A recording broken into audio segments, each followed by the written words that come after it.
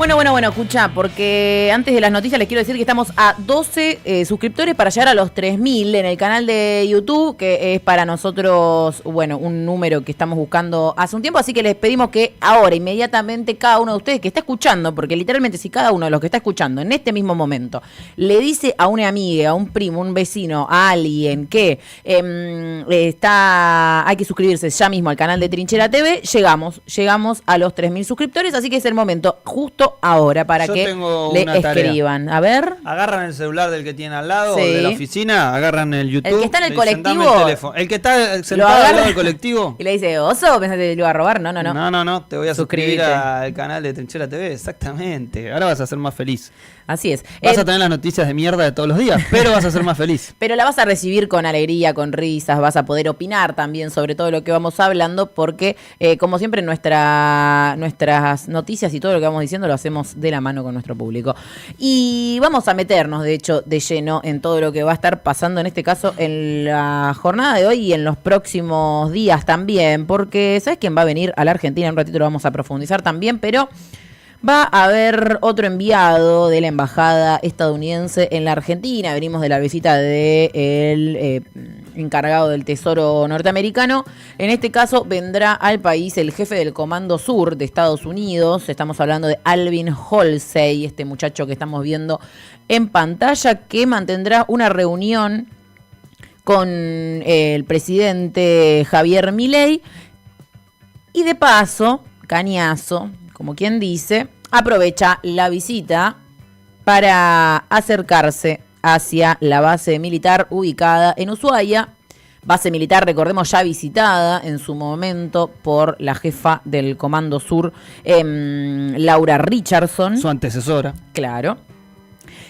De hecho, tenemos una fotito, justo ella le está colocando lo está, digamos, sus nombrando. tiras, como se dice vulgarmente. Él es quien, es esta base naval integrada que tiene en la mira no solamente Estados Unidos, sino particularmente China, y se visibiliza esta disputa global por el control no solamente sobre la Argentina, América Latina, sino concretamente sobre el Atlántico Sur por parte de Estados Unidos y China. En este caso, el enviado muy cercano a Donald Trump llegará esta misma tarde al país y estará aquí durante 3 días hasta el jueves. Además de reunirse con el presidente, también tendrán su turno el ministro de Defensa, Luis Petri. Luego también el brigadier argentino Xavier Julián Isaac, que es el jefe del Comando Conjunto de las Fuerzas Armadas. También va a estar en una cena junto al presidente. Y la idea es que participen también brigadieres, almirantes y distintos tenientes del ejército, de la Fuerza Aérea y de la Armada. Como decíamos, va a ir hacia la base atlántica en Tierra del Fuego, donde tiene previsto varios encuentros con cabecillas del sector para seguir profundizando los lazos supuestamente entre Estados Unidos y Argentina en materia comercial y militar. De esta forma, entonces, tendremos la visita de este señor, de Alvin Halsey, en las próximas horas aquí en la Argentina, y obviamente se denota la importancia geoestratégica que va recobrando nuestro país en el tablero mundial. Mientras tanto, y hablando también un poquito de un escándalo internacional, en el Congreso de la Nación a las 14 horas, Guillermo Francos, el jefe de gabinete, estará siendo interpelado por diputados de la Nación por la estafa cripto. Acá el tema es que Francos poca explicación va a poder dar sobre esta estafa promovida por el presidente Javier Milei. En realidad, la oposición política, claro, y que es muy probable que la gran mayoría de las respuestas sean no sé, no puedo responder eso, no tengo información. ¿Por qué? Porque en realidad la oposición lo que buscaba era que entre los interpelados estén el ministro de Justicia, Mariano Cunio Libarona, y el ministro de Economía, Luis Toto Caputo, así como también el titular de la Comisión Nacional de Valores, Roberto Silva. El tema es que por ahora el único que confirmó su presencia es Guillermo Franco. Se espera una sesión maratónica de por lo menos 10 horas, Ojalá puedan ir al baño en el medio, porque si no va a estar complicado, 10 horitas ahí respondiendo preguntas. Es un hecho inédito o poco habitual, por lo menos, lo que va a suceder en el día de hoy, porque sí es frecuente, o en realidad debería serlo una vez al año, que el jefe de gabinete vaya al Congreso de la Nación a dar respuesta de las preguntas de los diputados y de los senadores, ¿no? Eso es algo que conocemos. No así que tenga que asistir por un escándalo de una estafa como esto que está sucediendo ahora. Y además de lo que suceda en el día de hoy, mañana se va a reunir la comisión investigadora para definir la agenda y la conducción de ese cuerpo. Recordemos también una comisión que viene con poca actividad y ya con problemas solo con nombrar quién va a ser la presidenta. Así que imaginemos, como decía el general, si querés que algo no se resuelva, crea una comisión.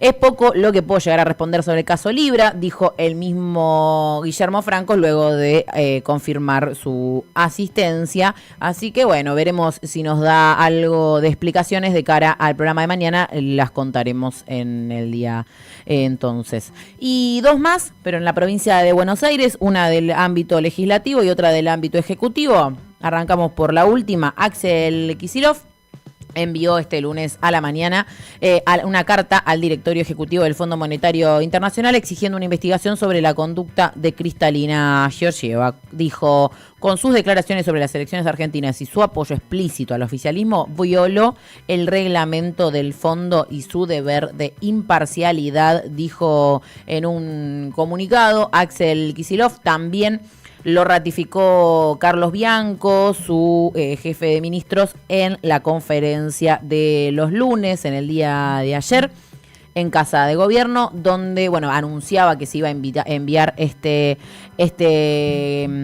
carta al FMI y pidiendo que investigue estas declaraciones por un alto nivel de injerencismo. Lo tenemos por ahí, el tuit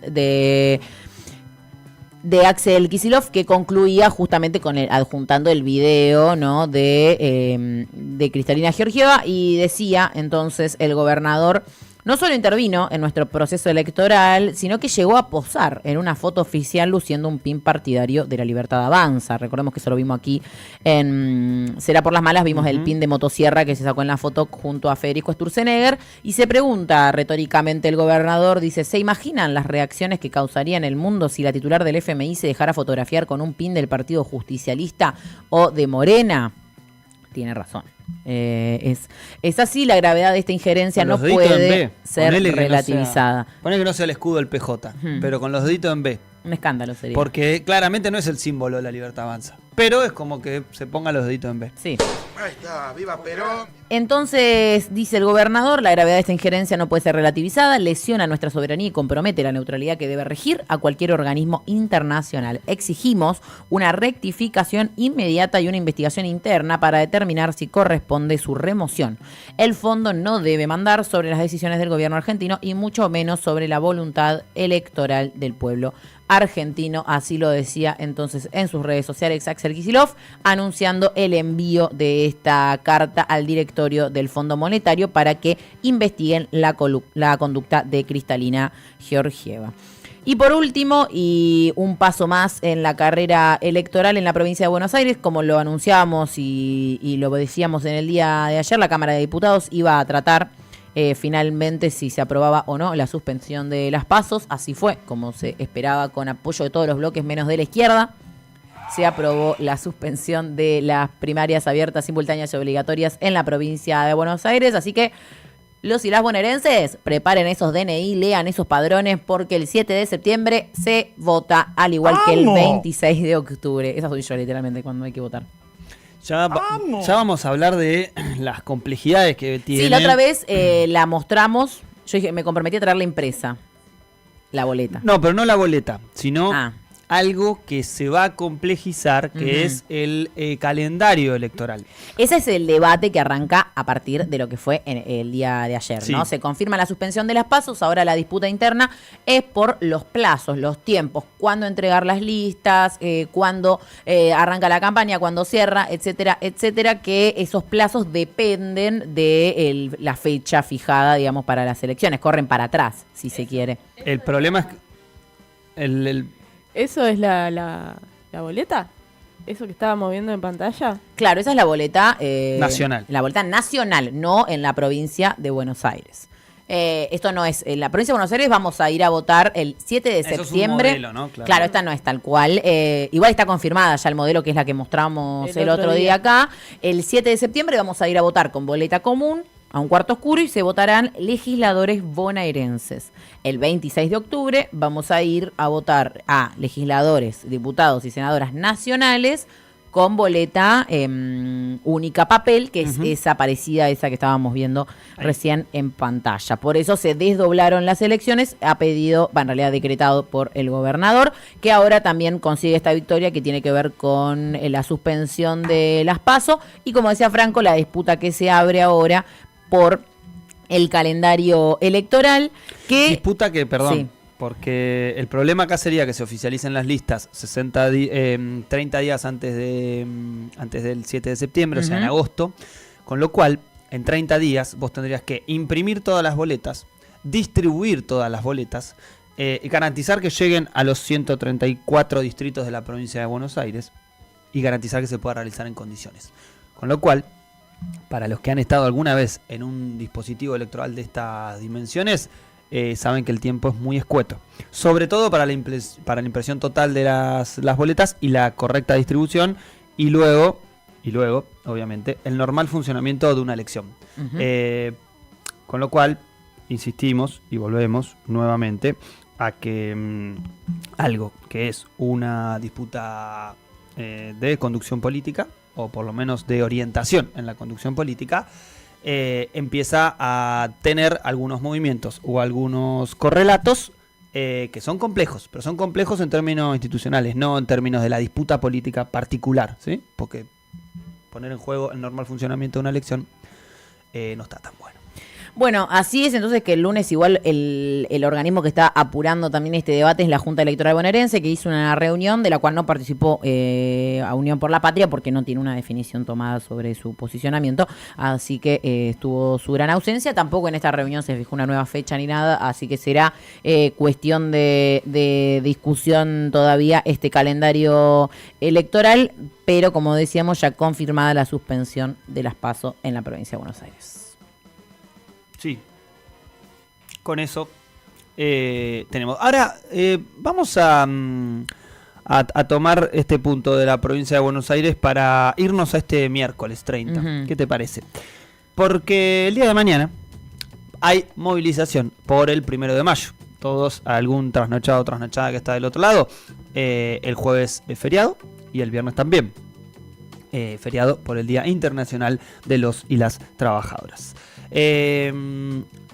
Entonces, el miércoles va a estar esta movilización de la CGT al Monumento al Trabajo. La concentración de la CGT es desde las 3 de la tarde en Avenida Independencia y Perú, en el centro porteño. Estamos hablando ahí está el flyer de la CGT, con este están difundiendo y convocando. El trabajo es sagrado, es la consigna, trayendo esta frase ni más ni menos que de el Papa Francisco, que dejó esto como legado, retomado por la Confederación General del Trabajo. ¿Qué es lo que va a haber? Una gran movilización de trabajadores y trabajadoras.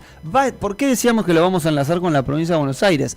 Porque va a estar presente también una columna de la provincia de Buenos Aires y el mismísimo gobernador Axel Kicillof, que va a participar de una reunión también junto a el resto de los gobernadores peronistas que fueron convocados también por la mesa directiva de la CGT a mantener una reunión.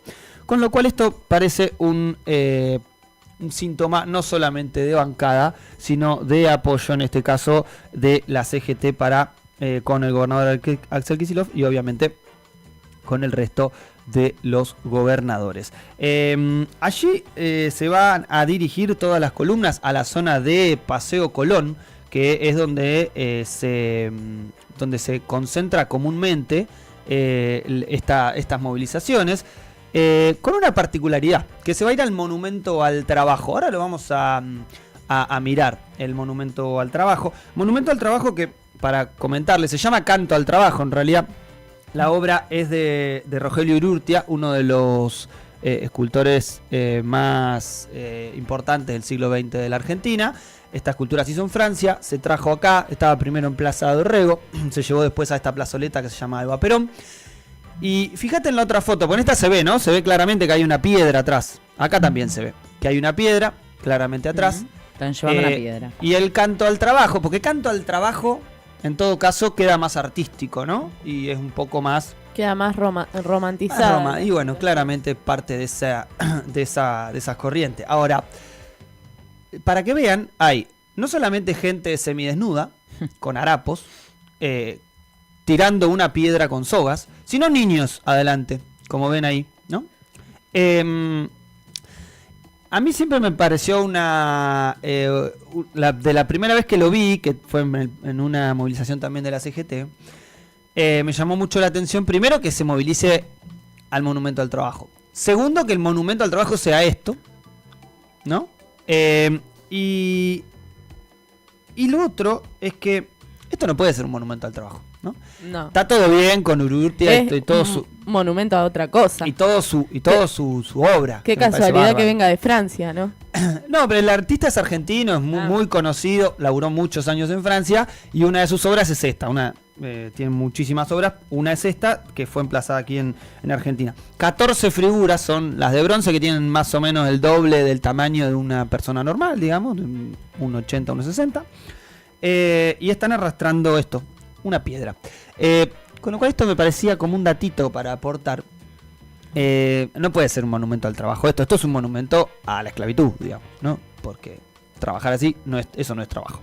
Pero bueno, no importa, esto era lo anecdótico de que la movilización va a llegar a este punto y ahí se va a desconcentrar. Desde las 2 de la tarde se van a estar concentrando las columnas, más allá de que obviamente ya desde el mediodía las calles céntricas de Capital Federal van a estar repletas de columnas para esta movilización, que concretamente denuncia la situación de precariedad laboral, de falta de laburo, de la pérdida del valor adquisitivo del salario y de la situación económica paupérrima que vive la Argentina de Milei, pese a que Milei cada vez que salga a hablar quiera pintar otra realidad. Insistimos nuevamente con el Papa Francisco, la realidad es la realidad, la idea es otra cosa, así que si la idea de Milei es que está todo bien, es más importante la realidad. Pero bueno, esto es entonces la movilización del día miércoles que va a estar sucediendo en Capital Federal hasta el Monumento al Trabajo desde Independencia y Perú.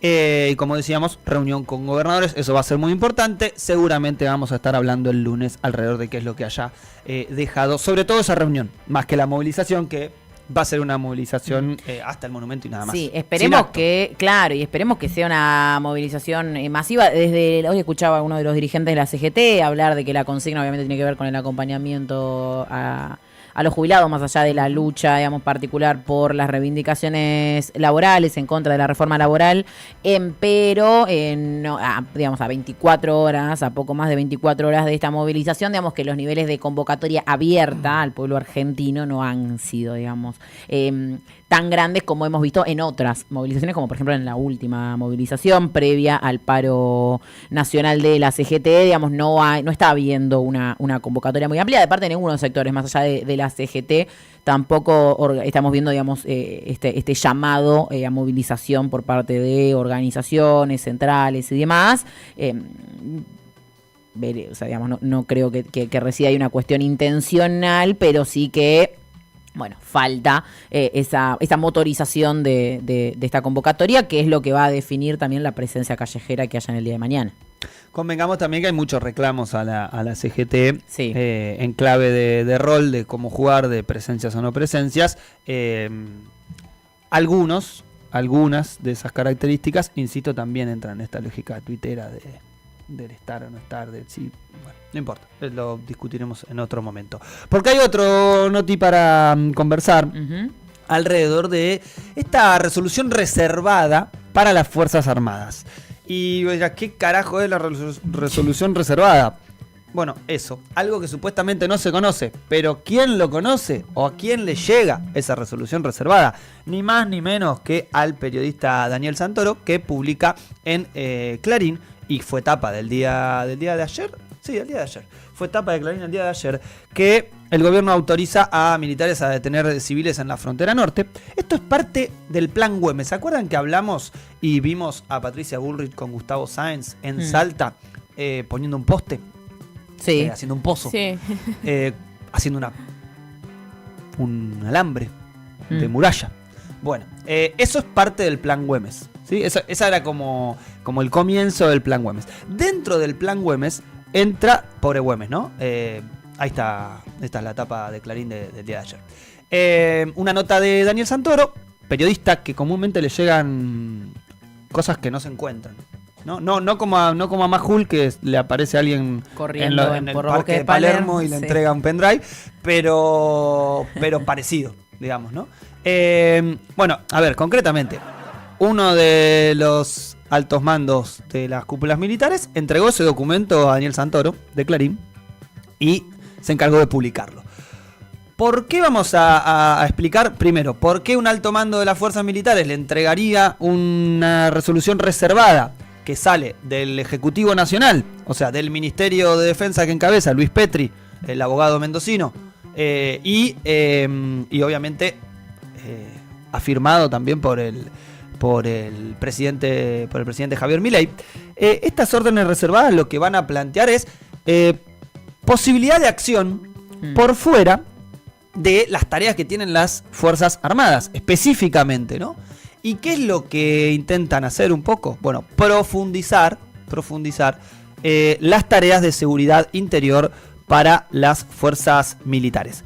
Esto obviamente sin tener el apoyo del Congreso de la Nación, porque para la modificación de una ley de seguridad interior, el gobierno necesita de la mayoría en el Congreso. Recordemos que esto lo intentó el gobierno nacional, lo intentaron el año pasado. El año pasado lo intentaron en la Cámara de Diputados. De hecho, el mismísimo Luis Petri, que ahí veíamos en pantalla con la cúpula de las fuerzas, también en su visita al norte argentino, intentaron modificarlo. Petri fue a la Cámara de Diputados incluso también y estuvo allí, pero no consiguieron ni siquiera el aval de los propios aliados para tener dictamen en comisión. O sea, ni siquiera pudieron sacar el dictamen de comisión para esa modificación de la ley. ¿Y qué hace un gobierno liberal, libertario, cuando no tiene un acuerdo parlamentario? Avanza de facto.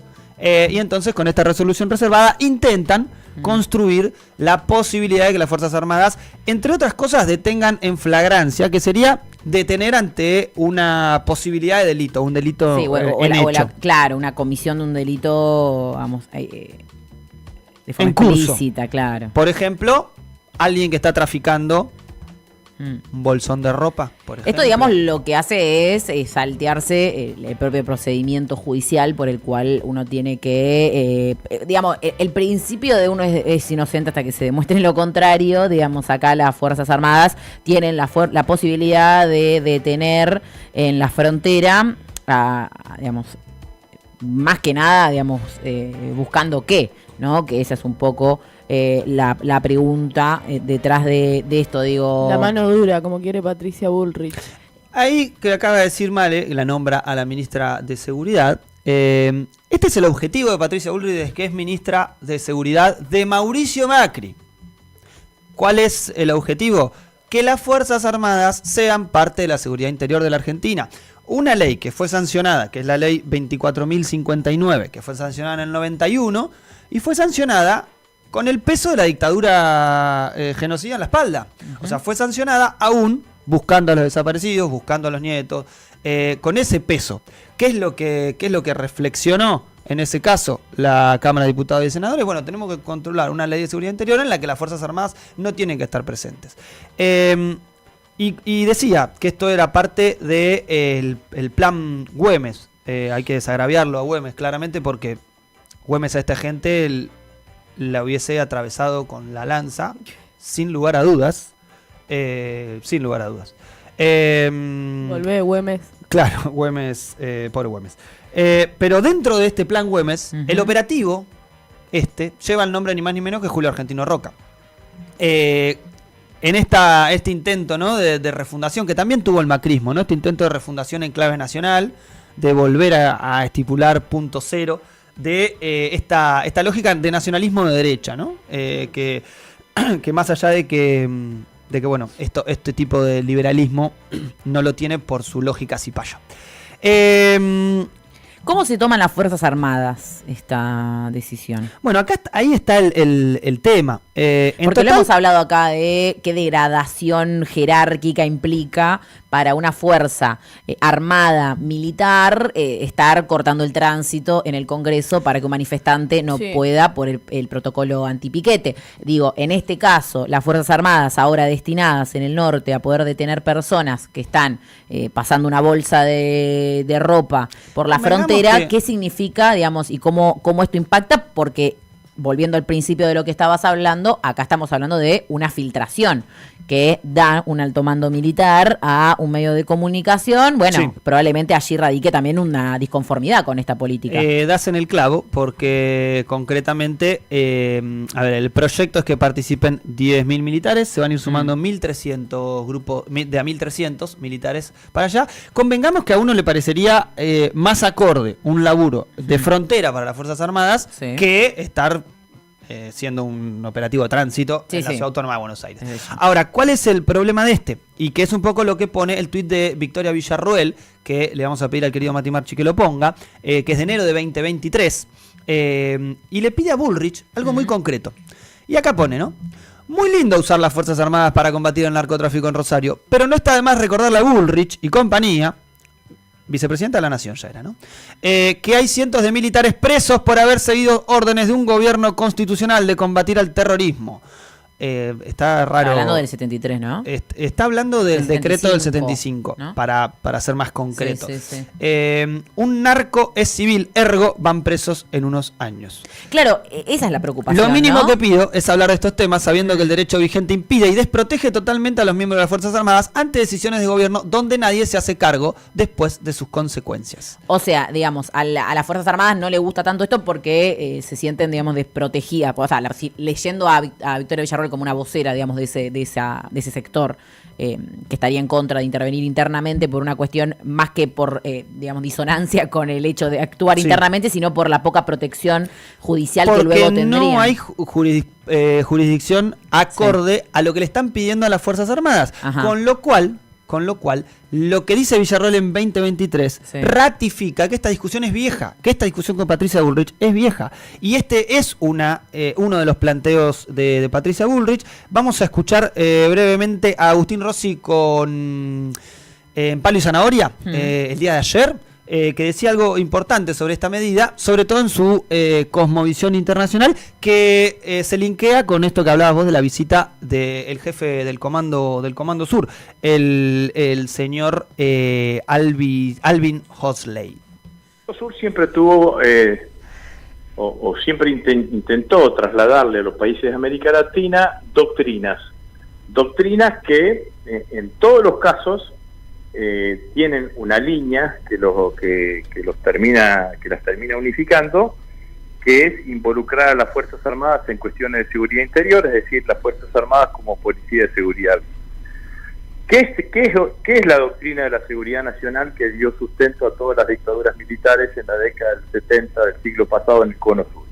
Bueno, la doctrina de la seguridad nacional identificaba como el enemigo principal al comunismo y a todas aquellas organizaciones políticas /militares que defendiesen banderas marxistas, que tuviesen banderas marxistas. Por lo tanto, ponen al Estado, incluyendo las Fuerzas Armadas, a combatir contra el comunismo. Bueno, cuando termina la doctrina de la seguridad nacional, empiezan de a poco a construir una nueva teoría, que es la doctrina de las nuevas amenazas. Esa doctrina de las nuevas amenazas ven en el narco /terror. Bien, la amenaza interna entonces, en este reayornamiento de la doctrina de seguridad nacional, como decía Agustín Rossi, recordemos, ex ministro de Defensa, es en este caso, la figura narco, ¿no? Y vamos rápidamente al tuit de Petri. Esto era con Pablo Caruso, es que vuelvan las ideas, no Palo y Zanahoria. Palo y Zanahoria es el otro programa de Pablo Caruso, gran colega, digo por si quieren ir a chusmear sus programas. Este es el tuit de el ministro de Defensa, perdón Mati Marchi, pero lo estoy metiendo acá. Sí, es una medida controversial para los que defienden a los narcos, terroristas y violentos delincuentes. Elijan de qué lado van a estar. El gobierno autorizó a militares a detener civiles en la frontera norte. O sea, se apropia, digamos, de esta filtración de información y dice, sí, lo hicimos. Y lo afirma. Y el que esté en contra... eso es una respuesta a la nota de Clarín. Y claro, ahí afirma y dice por qué.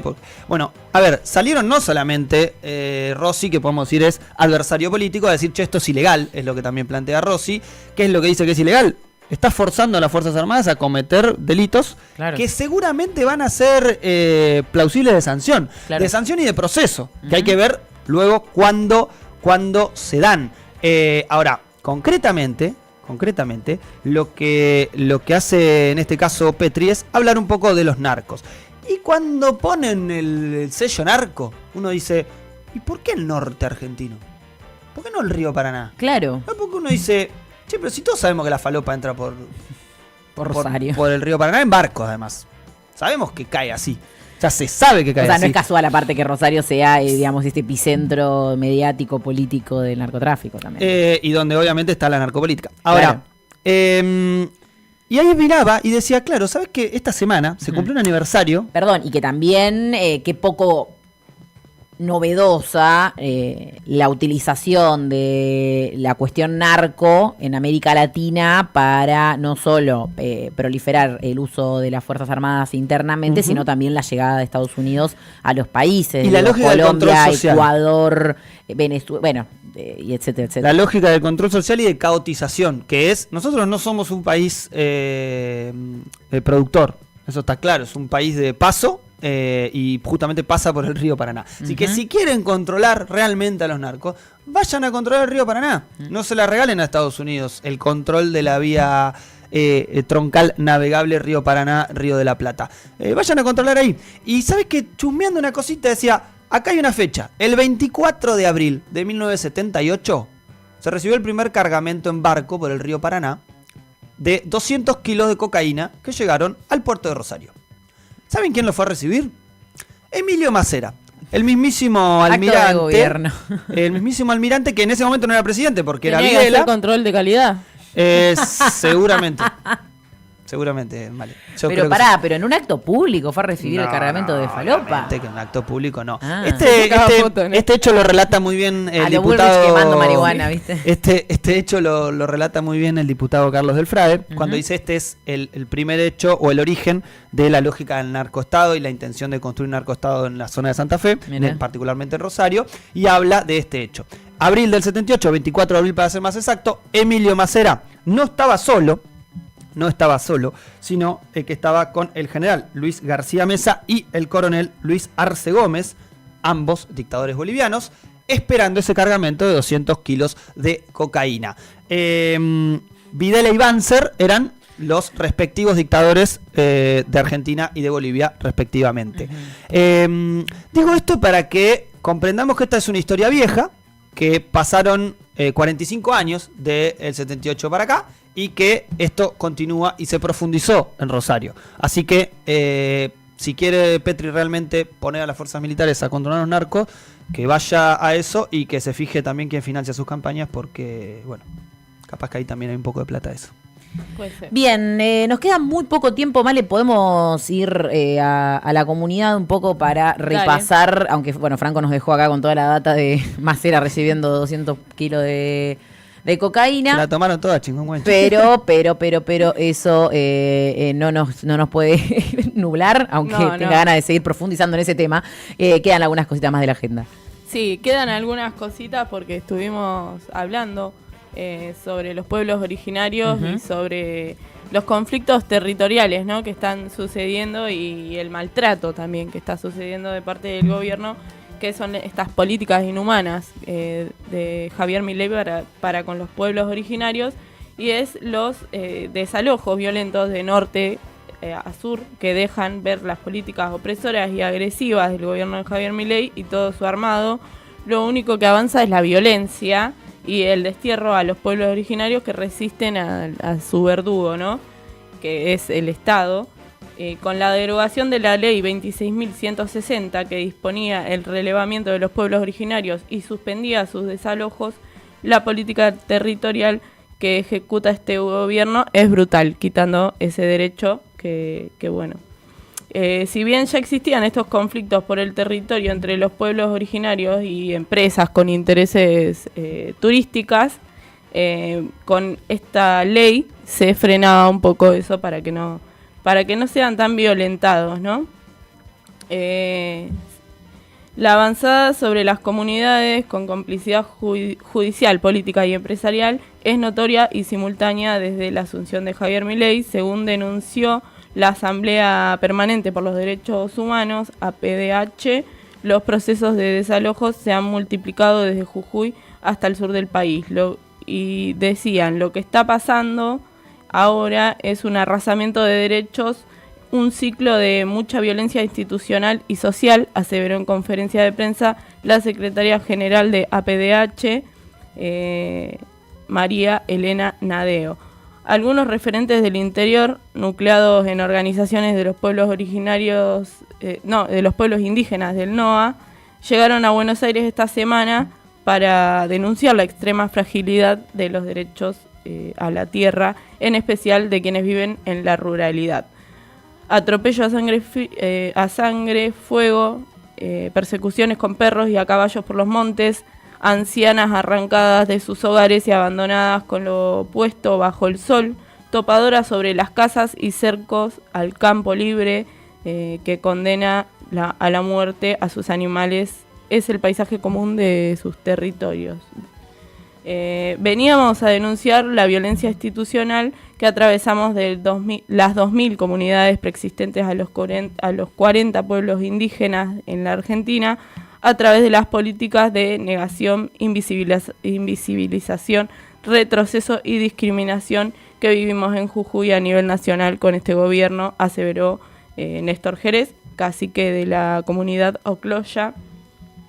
Ya en 2023, Jerez formó parte del Tercer Malón de la Paz, que permaneció por meses en un acampe frente a los tribunales porteños y denunció la reforma constitucional ilegítima de su provincia, el antecedente más próximo al régimen de incentivos para grandes inversiones, el RIGI, que en 2024 aprobó para todo el país con la ley bases y que beneficia a las grandes empresas para la explotación de los territorios. Entonces estamos hablando de que llegó un grupo de comunidades originarias de Jujuy a denunciar esto a la capital.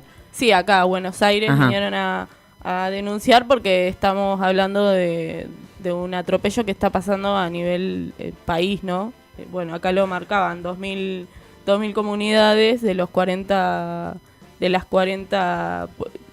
¿cómo se dice? Los 40 etnias. Sí, los 40 pueblos. De los 40 pueblos originarios.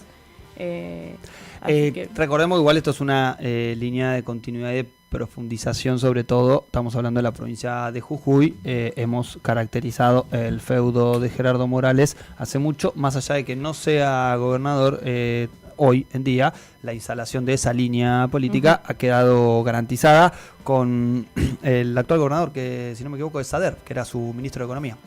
Bien, acá Jerez también lo que marcaba es que lo que hace falta hoy en día es retomar en el Congreso de la Nación una ley de protección de los territorios comunitarios y también avanzar en las deudas que tiene el Estado con los pueblos indígenas, en la sanción de una ley de propiedades indígenas. Esto es lo que remarcan, ¿no? Porque si bien ahora se está haciendo mucho más hostil que antes, pero siempre hubo una falta con el pueblo originario de todos los gobiernos.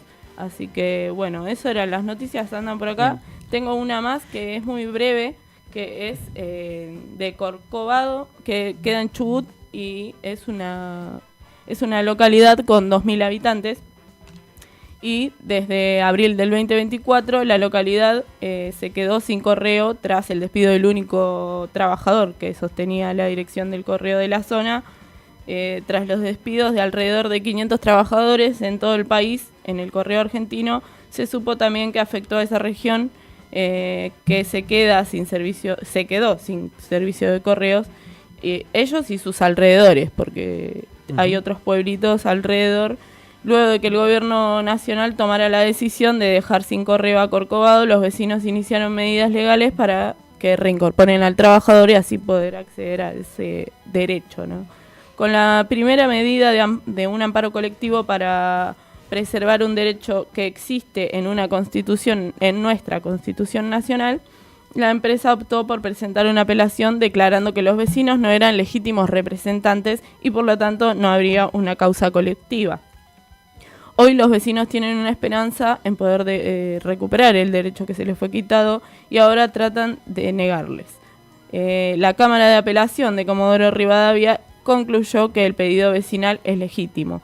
Para nosotros es un gran paso adelante porque es lo que nos permitiría empezar con el juicio y demostrar de qué manera nuestros derechos han sido vulnerados, relata Alejandra, vecina de Corcovado.